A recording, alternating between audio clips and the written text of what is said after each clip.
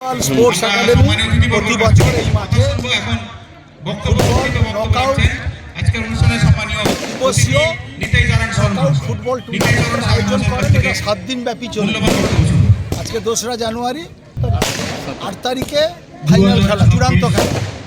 এক দিবসীয় কোনো রাত্রিবেলা নয়, 7 দিনের ফুটবল নকআউট টুর্নামেন্টের আজকের শুভ উদ্বোধন হলো। এটা স্পোর্টস একাডেমির নেপালে এই একাডেমির মূল কর্ণধার মহিদুল ইসলাম যে খেলার আয়োজন করেছেন।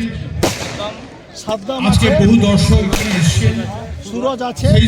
এরা যারা আগে বিগত দিনে এদের বাবা বা এরা যারা ফুটবল খেলতো মাঠে, তারা এই একাডেমিটা তৈরি করে প্রতি বছর এখানে 7 দিনের জন্য দিবসীয় টুর্নামেন্টের আয়োজন করেন। এবছর 2রা জানুয়ারি 2026 মহিদুল ইসলাম এবং নেতৃত্বে পশ্চিমবঙ্গ সরকার একাডেমি, নেপাল স্পোর্টস একাডেমি সদস্যদের নেতৃত্বে আয়োজনে ব্যবস্থাপনায় আজকের শুভ উদ্বোধন হলো।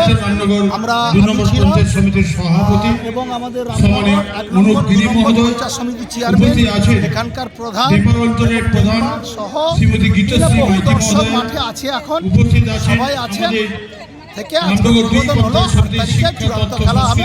এখানে ভালো ভালো টিম আজকে এসছে, ব্যারাকপুর থেকে এসছে, অন্য জায়গা থেকে তারা সরে এসছে।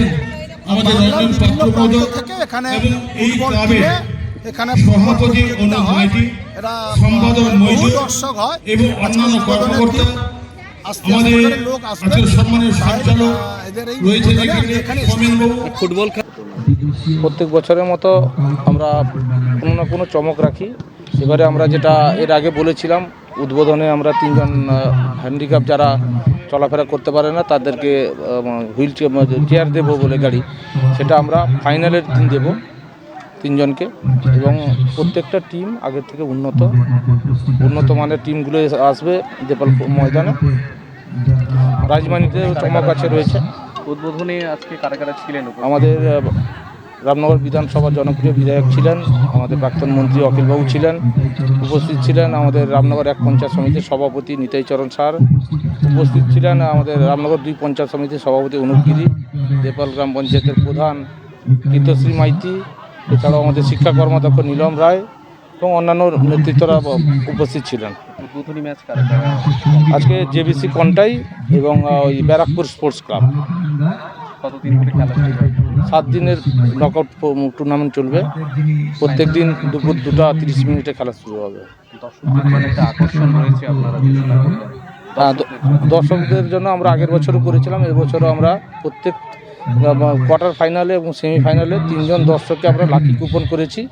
যে টিম জয়লাভ করবে খেলা শুরু 10 মিনিটের মধ্যে বলতে হবে, কুপনে লিখে পাঠাতে হবে আমাদের কাছে। আমরা লাস্টে খেলার পরে সেটা লটারি করব।